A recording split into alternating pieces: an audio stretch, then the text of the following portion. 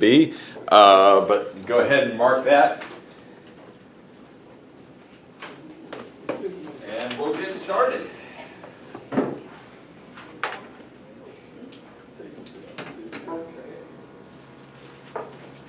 Yeah, don't you love my surprise choices? Y'all did see it said first practice test, right? First practice exam at the top. Okay. Did anybody miss it? Or you're like, ah, you know. Bracken, thanks a lot for spoiling that. Okay, here's what I'm going to do. You'll give this, and then you'll give it back up to me. In which case, right now, Brittany's thinking, wait a minute, I might need this to study. That is correct, so what I'm going to do is I'm going to post the answer key up here. As with anything that I provide in a practice test, I mean, I take extra time to write the practice test. I don't get paid a dime more. The only logical reason to give you a practice test is to drop lots of spoiler hints. Provide lots of spoiler alerts. So, the best way you can use this exam is to look over it and look to see, will I see a similar type of question, maybe on a similar type of subject? Also, might you expect to see a multiple choice question appear in the form of an essay or vice versa?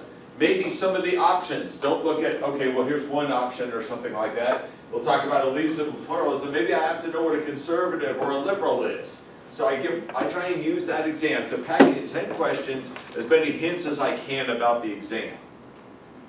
So take advantage of it. Does that make sense? I mean, and then what would often happen when I taught down in Costa Rica back in 1999, well, the first time I taught there, the Costa Rican students, they teamed up with some of the Americans, and evidently they do this in Costa Rica. Like, they'll work together on exams, they'll come up with some of their own questions, they'll meet in a group, and they'll swap questions with each other. I thought that was a really neat idea. I've never heard of that any other place, so I've started recommending it to American students. And before you say, it's just Costa Rica. Costa Rica's literacy rates and education rates are that of the United States, with a considerably lower GDP per capita. So basically, Costa Rica is like one of those plucky schools that does really well, that upsets a lot of others, like Gonzaga in basketball. Or what would be a good football example? A small little private school that tends to do well. Oh yeah, the University of Miami. Did y'all know it's a small private school? I was like, oh, they didn't fill up the Orange Bowl. Yeah, but they have like 3,000 students. Is TCU small? I don't know. That's a good question. You gotta look up TCU. I don't know how. I know they're bigger than they used to be. That's simply the case. So they're like one of those small, plucky schools where you're like, how are they able to get it? Stanford. Stanford's a good example. They compete pretty well in football, right? They're not a 50,000, student body. They're a good academic school. They've been able to compete athletically as well. All right, so let's get the practice so that you can go over it. The dependent variable in the model is one that Harrison. See? Is explained possibly, I'll say, explained possibly by the independent variable. So make sure you get that name. Which best describes support for checks and balances as well as separation of powers? Brittany, what you got? I'm not sure. Sorry, can you say it a little louder? Go ahead, sing it out. I said D, but I'm not really sure. D. You gotta sound more confident if you're gonna wear a Styx shirt. I haven't seen a Styx shirt since like the 1980s. We're a big band that we're all big. You know how rare it is to find the gift. Listen, 98.1 for days before you get one of their songs. Yes, pluralism! There you go. I'm smart. That's scream out like it's Texas Stadium. Okay. Well, okay, not scream out. Terry, people who are left liberal. What you got? I put C. Let's see. Want social freedom before. Y'all agree? Raise your hand if you agree.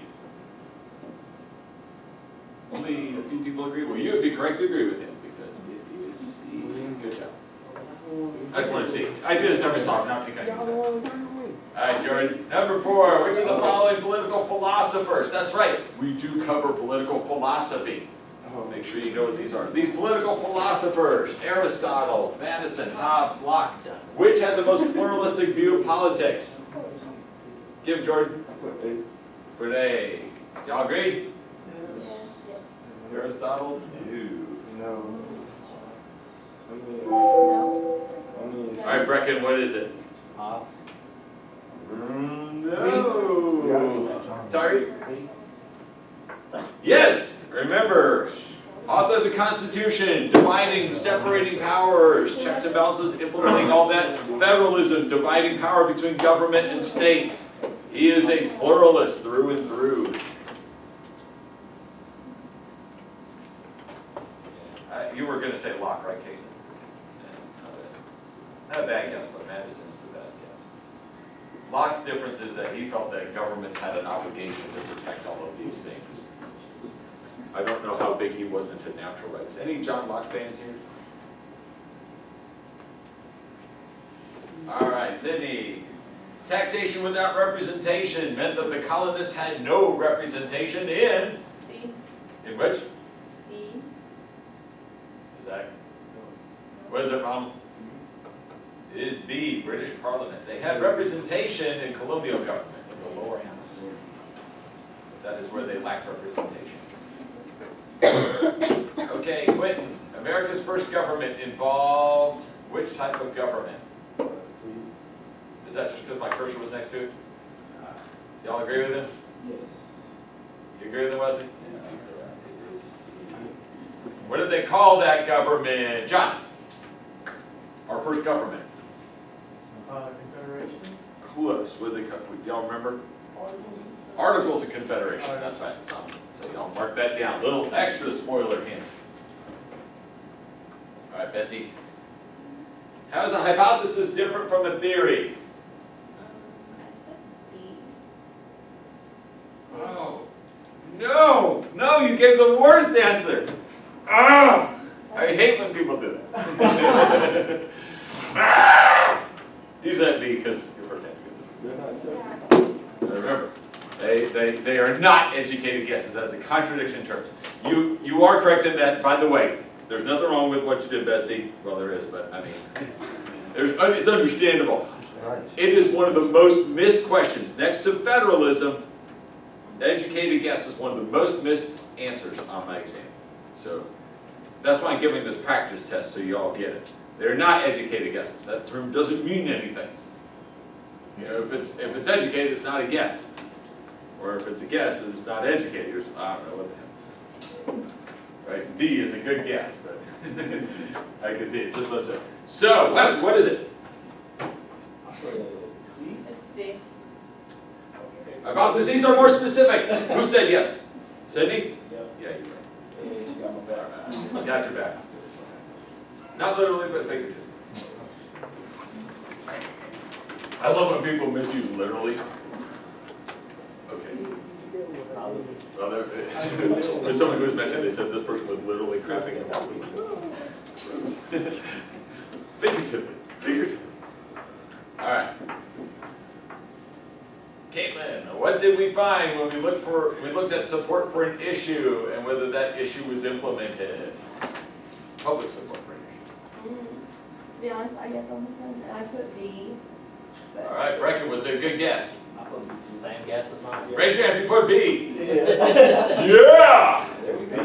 I was educated. That was a good time. Oh, no, you can't say that word, those words. No! I want you to write educated guess and put a big X through it in your notes or type it up on your laptops and put a slash through it. Like I said, I'm going to hunt down the person who came up with that term. It's going to be at the next AP test. I've been invited to be a grader. I'm going to go to Louisville for the sole purpose of trying to find out who that person's name is so I can discredit them forever. Because they've messed with the minds of so many people. They explain very poorly what I thought. It sounds like something's like, okay, it's due in 2 seconds. Educated guess. And there it is, ruining the lives of so many people. All right, take an example of a class study we did. Battle of Monmouth, constitutional amendments and freedom, federalism and public support. Whether the Constitution benefits large or small states. No, these aren't hints. Explain the theory, derive a hypothesis from it.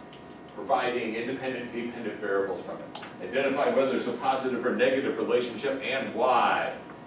What is a positive or negative relationship? That's the only one we didn't cover.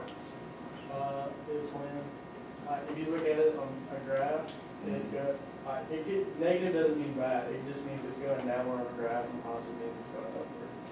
Like if say Right, but what does that mean when something is going down? You got like half the answer right, you get half credit. The what? Well, tell me the story. Remember, it takes two to tango, right? Two variables are tangoing. They're either dancing well, positive relationship, they're dancing together, or they're dancing like people who get eliminated on the first round of Dancing with the Stars. You know, So like the Battle of Longhorn, they were running, they had this whole machine that showed the, the heavier the coats, yes, the worse your performance, right? yeah. Or if you want to restate as a positive relationship, the heavier the coats, the heavier your body temperature. And the more you're likely to collapse and die in the middle of battle without a shot being fired. Does that make sense? Remember, positive, like two variables tangoing together, they go together. I just made that up in the last few minutes, like few seconds. It's like an educated guess. It's an educated, made-up example. Remember, they go together. Positive, they go together. Negative, it's like when they pair a figure skater with like a lineman for the Dolphins or something. It's not going to go well together. One's going to fling the other one and it'll go halfway up the audience. So, or however that goes. Does that make sense? All right. Brittany, what's federalism? I didn't actually get to that one. Oh, okay. You get that. Yeah, I kind of took Uh-oh. mine. Everybody get to federalism? What is federalism? Remind me, since it's going to kick off what we discuss next. Remind me from last Friday. Boy, it seems like an eternity ago. But I did predict Auburn would beat LSU. Oh boy, Gillis did it. Do you remember that? It's on camera. Game, man. Yeah. Gus Malzahn kept his head. I love seeing, you know, the LSU people were jumping down. They're all dogpiling this one person. You see, he's like the calmest person I've ever seen. He didn't call it on the over the line. Didn't call it on the receiving. He called it on the second. He made the right challenge. He kept his head. I'm not an Auburn fan.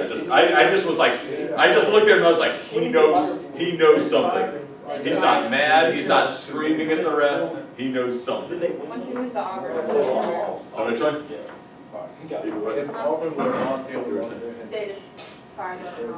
Oh yeah, they fired Les Miles, proving that less is not always more. You should chew on more grass. But it was, I mean, you know, you see some, you know, these people jump down screaming and stuff like that, and I was like, when I was watching Gus Malzahn, just, you know, he's not, no emotion whatsoever. I was like, oh my gosh, he knows something. That game is going to be overturned. So, always keep that in mind. Keep your head. You gotta learn anything from it. Like I said, I'm an Auburn fan. Don't have a dog in that fight per se. I was like, that's the smartest guy on the field right there. It's, he's watching the clock very carefully. Anyway, so what is federalism? Isn't it when you want, like, big government to have most of the control? No, that is incorrect. Please don't put that on the exam. Remember, federalism, it's one of the most missed answers, and that is why. People do that. People conflate federal with national government control. They even incorrectly identify the national government as the federal government. Give me an example where someone has done this. Give me an example where somebody said the national government was something involving the word federal. Go ahead, anyone. FBI, yes, Federal Bureau of Investigation. In fact, the FBI is not supposed to be the national government. It's supposed to be, federal is a system of sharing power between state and local authorities on one hand and national government on the other. When first created, the FBI could not investigate something unless the state and locals asked for their assistance. And that's how 90+% of their work is helping out a local authority. Remember, what's another one? Have you ever heard another time where somebody's used Fed or federal? Not like a dog being fed, but what kind of fed? Go ahead, somebody said? Well, I heard it. My ears. FedEx, okay, that's good. How the hell did they get, you know, no one's ever mentioned Federal Express. Not government. They in fact compete with government. No Star Trek fans? Federation of planets. Does that mean humans are in charge? No, they have some power sharing arrangement between all these different species. Nothing? If I said the Federal Reserve, would that mean anything to you? When you hear about the national government going after someone, they say the feds are investigating, right? Misused terms, folks. What is the name of, I told you the name of the failed USFL team, the Washington Federals. What do they call Washington now? They call them the Federals, the baseball team? National. Thank you, remember that, write it down. Washington Nationals, it is our national government, it is not our federal. Federal is a system. Federal is a system of power sharing between national and local governments. It is a total misuse of the term to say the national government is the federal, because then they confuse people, like all of you and Mr. Williamson. Again, just like educated guess. Remember, those are the two twin terrors for your exam. Is power sharing between who? Power sharing between national on one side and state and local on the other. It's a system, it's not a government. Between who? Between the national government, state and local. So remember the baseball team, which just clinched a playoff spot, by the way. The Washington Nationals, that's what it should be. We should call things, instead of the feds, we should call them the gnats. Maybe that's why they don't do it, because it reminds us of those annoying insects that bite you. Gnats. Now the gnats. Maybe this Washington, I was so happy when they called me the Washington Nationals. I was like, yes, someone finally got it right. It's our national government, but it's not our federal government. Federal is a system. Power sharing system. One that America invented. Amazing how we get it wrong. Come on, this is one of our American political thought's proudest moments. Our contribution to world history and philosophy. Our first and our best contribution. So we owe it to ourselves to understand what the hell we invented. Unitary is the name for when the national government is in control. Remember, unit. One. Unitary. What is a confederacy? State government in control? Darn, I was going to ask Betsy. Okay. State government control. Is he right? Yes. Yes. Yeah. So remember, confederacy. Stars and bars, states' rights. Whether you like states' rights or not, that is a good way to remember it. So draw a little Confederate flag, confederacy, states' rights. States and locals have almost all the power. National government is a figurehead. A paper tiger has no power. Very little. Ceremonial, maybe a few things. In charge of pickles during the Christmas party, that's about it.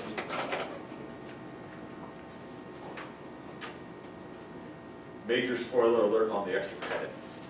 I came up with this question. I was like, man, this is such a good question. Every so often I'll do that. I'm writing up your practice test, and I'm like, I always write your first test, then I write the practice. I don't know how the hell people do it the other way around. You have to know what the whole exam's going to be about before you give them hints, right? And so I was writing that. I was like, what a cool question. I can't wait to have you kick that one around and practice it when you get together in groups. If you are going to study together in groups, it is on you to meet. If you want to do it Thursday night, let me know. I get off trivia about sometime between 9 and 9:15. Let me know. From time to time in the past, people have organized a group here in the library. They've invited me, or don't invite me. Just study amongst yourselves, and then call me up and ask me questions. Sound good? All right. Who's playing Thursday night football? Oh, Miami and Cincinnati? Yeah. Okay, yeah, definitely call me on it. Sorry, that was unprofessional. Go ahead, you have questions? Y'all ready? Okay, let the cartoons begin.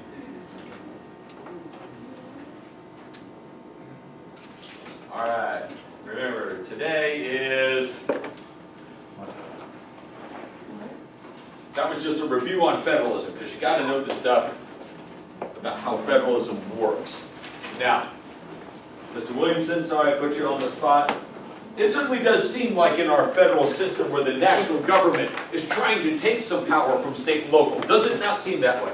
Well, that's the way people try to make it. Doesn't it? And I'm here to tell you, it's not a lie. It's true. The national government take power from the states. That's why we tend to think. So we're not, you understand what's going on in theory, right? This is also in practice. National government, right now Harrison's thinking, Dr. Turris, you sound like a conservative Tea Party states' rights kind of person. Hey, don't tell me this is exactly what is happening. Got a question for you. Who's a good constitutionalist? Jordan, you got your book yet? With the Constitution in it? Damn. Okay, order it quick. I was going to have you read me the 10th Amendment. No, it's in the book, isn't it? Or do you have it? Yeah, is it in here? Oh, there's got to be a Constitution in here. Almost all editions have the Constitution. They move it around. Here it is! Yay! Page. It starts in the page. And see, unlike that small dinky one that I gave you, this is big. You're not going to lose this. Sure, you won't be able to keep it around, but you won't lose it as much. You want to know how many Gideon Bibles I've lost? Those little mini. Sorry, bad. Anyway, go to page 377. You will find the Constitution of the United States, and look a little preamble at the top. And then you go all the way to amendment. Can we borrow this from you? Jordan, read out for me Amendment 10. You what? No, Amendment 10. X. Sorry. It's a Roman numeral thing. The powers not delegated to the United States by the Constitution, nor prohibited by it to the states, are reserved to the states respectively to the people. Yeah. Everything not into this Constitution is a state power and a state right. You all got that? Constitution, they take their powers, they get their Commerce Clause, they get how senators and House of Representatives are picked and stuff like that. They got all that. They got a couple Bill of Rights amendments and stuff that apply to the national government. And what that says in Amendment 10 is everything not in there is a reserved power. They even use that word. That's why we call them reserved powers. State powers. National government cannot take state powers. It can't be power sharing. It can't be a true federal system unless power is actually shared between, remember, national and enumerated, and then state powers with a reserved, I don't know, however you do it. Remember it. Enumerated, national, and reserved state. Sound good? I know it sounds like I'm doing K through 5, but trust me, my son showed me his work that he's doing in, what grade is he? 4th grade? And they keep moving on now. Seriously, he's going through all the articles of the Constitution. He's learning what they all say. He knows what the heck the 10th Amendment is. So if he knows it in 4th grade, you can do it this way. Whatever cute system you have. Concurrent powers means that they're shared powers. It's a power sharing system. Gotcha? So what is happening is this national government, they already have been told, you can do this, you can do this. Any history majors? All right, any people, history minors? Any students of history? Anybody heard of the term Lord Acton, a phrase he uses? You ever heard of this? Lord Acton? He said something about power. What did he say? You ever heard this? British Lord? I always want somebody to have this as a record album. A rock album, a rap album, hell, a country album. Absolute power. Go ahead. You ever heard this phrase? Absolute power corrupts absolutely. You ever heard that? Isn't that a cool phrase? I don't even know who the hell Lord Acton is, but that is a cool phrase. What he's saying is, people, national government's already got a lot of powers. They share some powers in the middle. They would like some of these powers too. Why? Human nature. Also, take me for international politics, where we go through political realism and Machiavelli and just why humans desire power above all. That's what J.R.R. Tolkien. Y'all ever see Lord of the Rings? The beginning of that movie, they talk about dwarves, they like minerals, elves, they like pointy ears and woody things, and humans like power above everything. So we speculate why. But nevertheless, national government, they want powers. They've already been given a fair amount of powers, but it's human nature. They want some of these. Today, in talking about drinking and drugs and several other things, we'll figure out how the national government tries to take reserve powers. Y'all got it?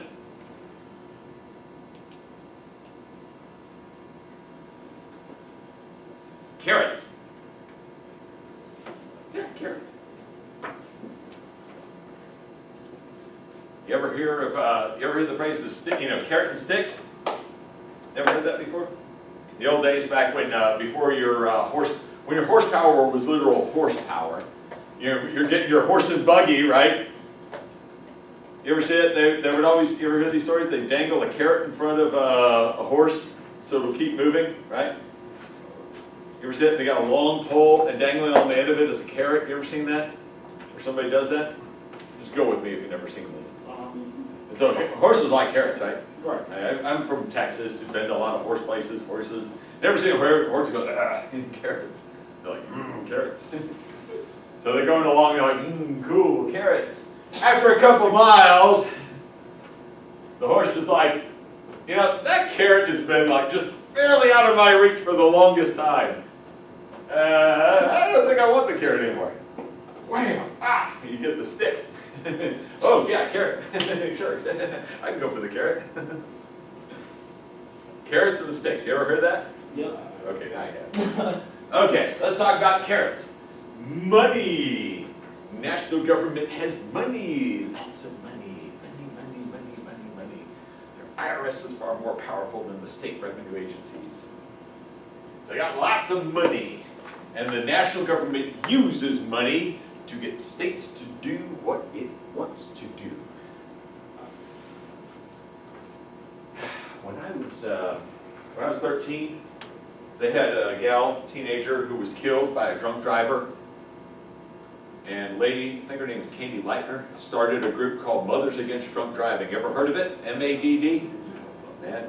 I one time called up, I was trying to do an interview on the story, and I actually wound up speaking to the president of MADD, because Candy Lightner had stepped down with a new person who lost her own daughter in an accident. It was the secretary who said, oh yeah, you made your talk about, oh, here, you can talk to the president. And they handed it to me, and it's like, oh crap. So I'm very sorry about your loss. Yeah, and so I did an interview about what's next. You ought to see what's next for you. You won't even be able to drink and drive. I'll tell you about that one later. Like, it'll be impossible to drive. This is in your lifetime. But until then, it's what we got. They give out categorical grants that are earmarked for a specific purpose. That means the Congress passes something saying, states get this money, but you have to use it for a specific purpose. It is earmarked for. You ever hear that phrase in everyday language? Something's earmarked for something. Who's that you? Or you get block grants. National government gives Georgia $400 million. What are you going to spend it on? Something having to do with highways. Really?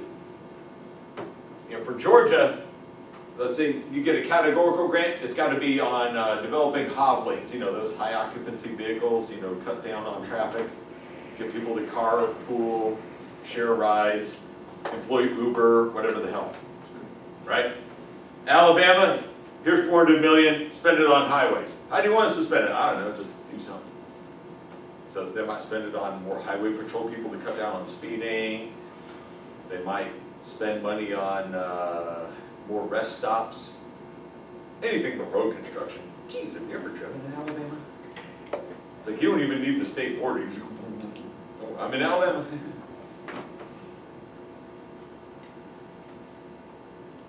Back to MAD. Mothers Against Drunk Driving has lobbied nationwide. They want all states to adopt a certain drinking level called BAC, blood alcohol content. Anybody know what it is?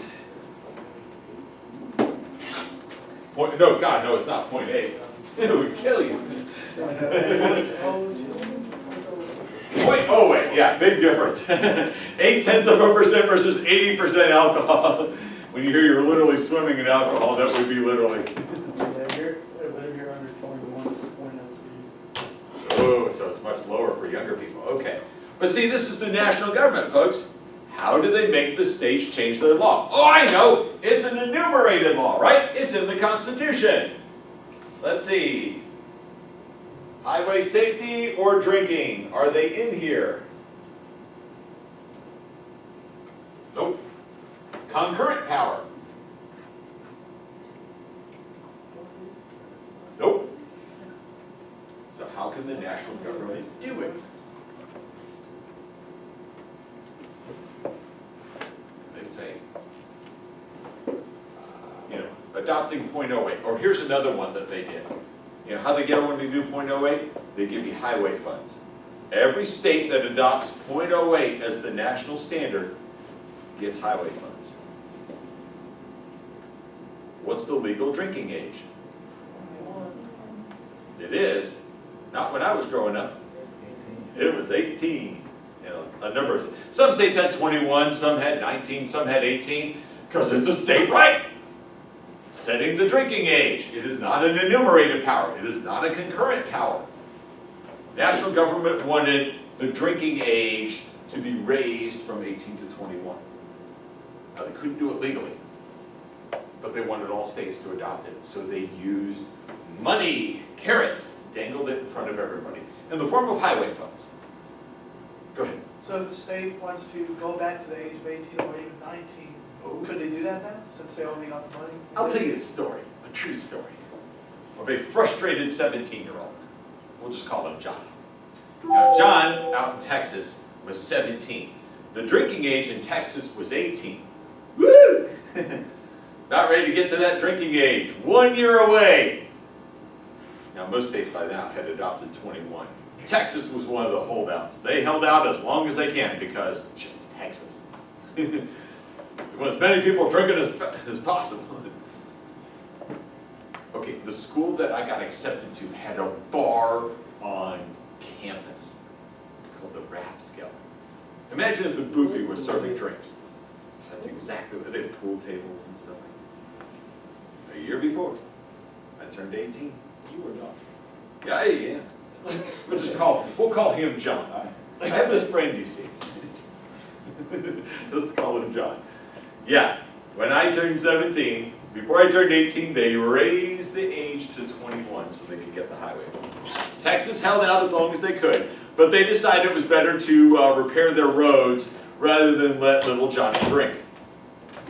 Not so little, but you get that. Okay. Crap. That's okay. One of my best friends at school was from a state called Louisiana.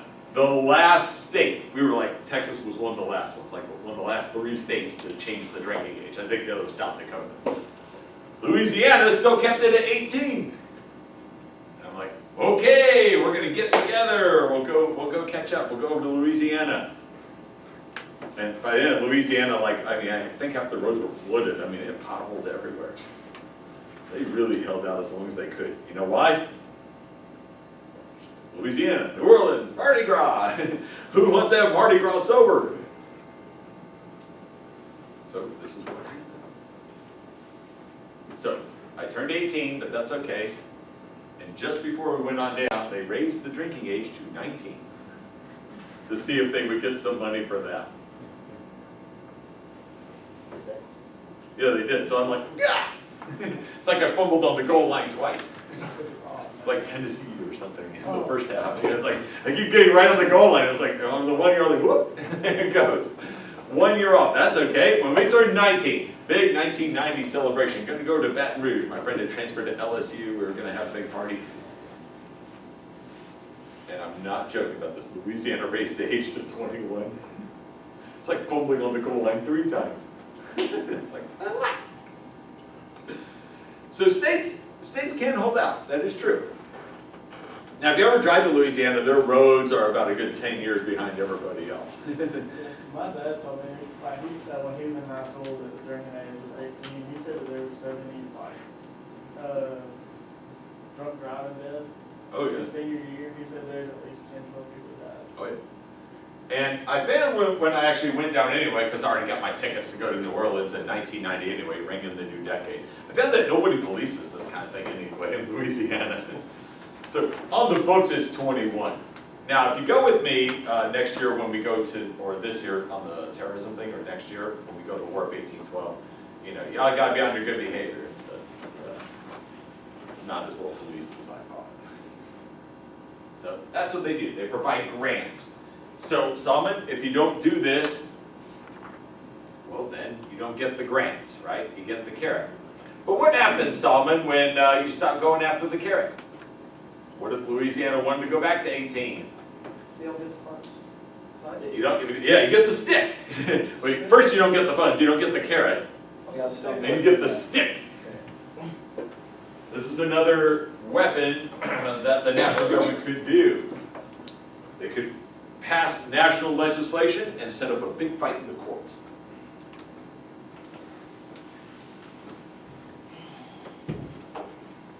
Now, if you're like, if you're, let's say you're 20 and the age goes to 21, aren't you grandfathered into it then?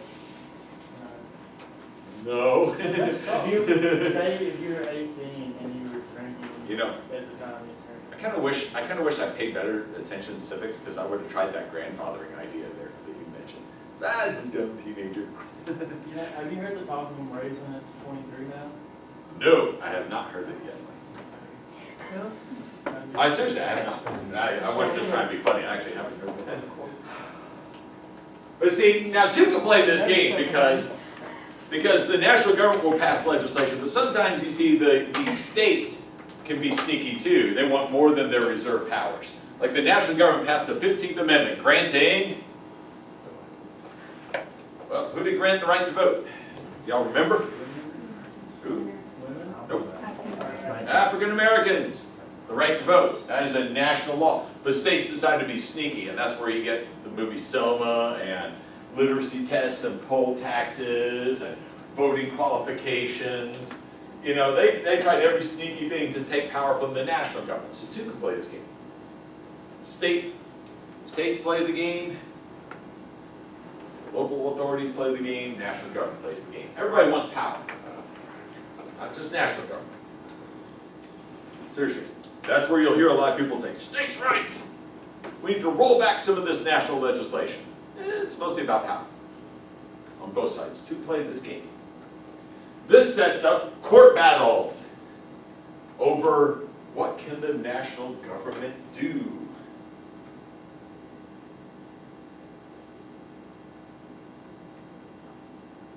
Like setting up a national bank. State of Maryland, you can't do that. It's going to compete with our state banks. Why can't you do it? Well, it doesn't say anywhere in that enumerated powers that you can set up a national bank. Court ruled, yeah, they can do it, as long as they're not prohibited by doing it. That's why this is such a groundbreaking thing. It gives the national government a lot of leeway. National Labor Relations Board versus Jones and Laughlin Steel Corporation. It said that that interstate commerce clause can allow the national government to regulate economic activities that go across state boundaries. This is a huge case. The interstate commerce clause, as you'll see, it is very widely interpreted sometimes, very elastic. I'll get to examples of race relations, and a second case about guns in school, and a third case about drugs. You get to see why this is all exciting stuff. The Federalist Chief Justice John Marshall is the one who authored the opinion on this. We'll come back to him later in the semester when we cover the judiciary. You get to see why the Supreme Court has so much power. Are you ready for the next section? Guns in school. U.S. versus Lopez case. I won't make you memorize every single Supreme Court case. I'm just going to have you read a couple important ones. Anybody here think guns in school could be problematic? I don't mean college, I mean like grade school, high school, middle school. Some people, yeah, there was a lot of concern that people would take guns to school. There were a couple episodes of this. And so Congress passed a law saying that bringing a gun to school is a national crime. Are you with me on this? Got this down? So, remember this is my home state of Texas. It's a San Antonio, Texas case, I believe. Kid brought a gun to school. Not to cap somebody. Now he just wanted to show off to everybody. And he didn't like discharge the weapon. He was just showing a couple kids. The kids saw it. Oh, that's really neat. Teacher. Teacher tells the principal. Principal calls the sheriff. Sheriff comes on down. All right, give me the gun. You're under arrest. Local laws say you can't bring a gun to school. So Lopez is about to do what happens to many Texans who bring guns to school. Get her busted on local law. Who here has watched Law and Order? Boom, boom. Boom, boom. Have you ever watched these episodes where, like, the New York Police Department, the New York District Attorney, Assistant District Attorney, whatever, they've got somebody, and they're going to bust this person, like some drug dealer who offed somebody, and they're going to bust this guy. You ever seen this? And then some people swoop in wearing shades and suits. Who are they? Anybody watch Law and Order? Oh, did you say feds? Detective. Well, not detectives. Nah, they got shades, so they can only be one group. Amphibies. The FBI or some national, usually the FBI, right? They're like, nope, he's ours. We got him on drug, interstate charges on selling drugs, across New York, New Jersey, Connecticut, everywhere. We got him on national drug, money laundering and drug selling charges. And the national like, no, he killed one of our residents. He's ours. And so they're having a big tug of war over the guy. So the criminal is like back and forth. He's being yanked. You ever seen this? Does this ever happen in a Law and Order episode? No, you ever seen these? We gotta watch more of them. More like what? Criminal Minds? Okay. Does that ever happen in the cop shows that you watch? There's a big tug of war. Who gets him? Yeah, the FBI, the national government, do they get to bust him on the big drug charges? Or do the locals get him for murder? National government, we got all the resources to prosecute him. Don't worry, we can put him away for a good long time. Like, he murdered one of our people. We want to give him the death penalty. And they go back and forth. I mean, the guy is toast anyway. But the only question is who's going to make him toast. It's not whether he gets off or not, but who gets to bust him. Right? Oh, I know. Let's all work together. Let's team up and pool our resources. That doesn't happen. Everybody wants his hide nailed to the wall, right? Like, we got him for murder. No, we got him for drugs. Nobody wants to share his hide. Correct? The what? Yeah. Everybody wants the credit. Just like when somebody sacks him. You're sacking the person, you want the credit for the sack, right? You don't want to share it with the person who grabbed his ankle. Correct? Oh, should have to share half the sack. Yeah, it was mine! Buddy of mine played for the Cowboys, and he was in a preseason game, and he's sacking the quarterback, and another guy is like Too Tall Jones, or Randy White, has his arms wrapped around, so he only got half sack. That still bothers him. You can see in the picture of him sacking the quarterback, he's like this, and a bigger guy's got his arm, so he had to share the sack. It's all about the stats, isn't it? So, Lopez is screwed, let's put it this way. They're a big tug of war. Who gets him? National government. We got a national law saying no guns in school. Locals like, no, we got the law. So, it's a fighting contest over who gets to bust the guy. Supreme Court weighs on in. Order of the court. Got a ruling here. 5-4, oh, here it is. High Court kills law banning guns in a school zone. Bitterly divided ruling. 5-4 decision deals blow to federal government role in school. I cut off that part. Sorry. Oh my God, was this? This is like one of the court rulings where everyone's like, ah, that means everyone can bring guns to school and shoot up everyone. It'll be chaos. No, that's not what it says. They decided who got to bust the kid. The U.S. government argued, he's ours. Well, why did he say that? Interstate Commerce Clause. You know, remember that ruling? 1937. And don't forget McCullough versus Maryland. We can do whatever the hell we want as long as it says you can't do it.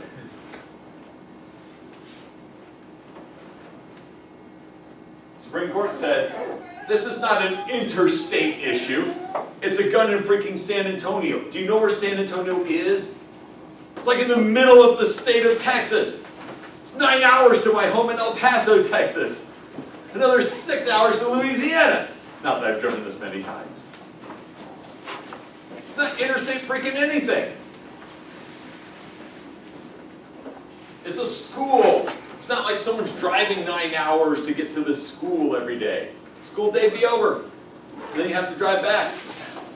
Right? Doesn't make sense. So everyone read this misleading headline and said, you can bring guns to school. No, you can't. Locals will bust you. It just means Congress cannot set this law. It was all about who gets to set the law. It was not about whether you get to bring a gun to school. This isn't always the case. Sometimes interstate commerce law has been used to reduce state limits. I'm going to tell you a quick story about racism. Do I have time? It's 12:31. It's 12:31? Okay. Racism and drugs next time. And start your reading on the Congress. Give me your test, please. Don't worry, those who weren't here, they're going to have to show up to office hours and do them. So.